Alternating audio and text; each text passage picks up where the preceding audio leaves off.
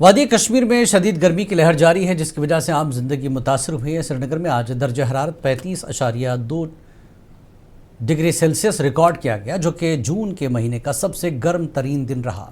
آج لوگوں نے دن کے دوران گھروں میں رہنے کو ہی ترجیح دی اور بازاروں میں بھی دوپہر کو چہل پہل کم ہی دیکھنے کو ملی۔ لوگ اکثر ٹھنڈے مشروبات بیچنے والوں کی دکانوں پر نظر آئے۔ ادھر محکمہ موسمیات نے 20 اور 21 کو بارش ہونے کی پیشگوئی کی ہے، جس سے گرمی میں کسی حد تک راحت مل سکتی ہے۔ کھیتوں میں وہ اپنا کام جاری رکھ سکتے ہیں، البتہ 22-23 کو تھوڑی سی بارش ہوگی یہاں کشمیر ڈویژن میں اور جموں میں، اس کا امپیکٹ زیادہ رہے گا۔ ان دنوں وہ اپنا کام سسپینڈ کر سکتے ہیں، اس کے بعد اپنا کام دوبارہ شروع کر سکتے ہیں۔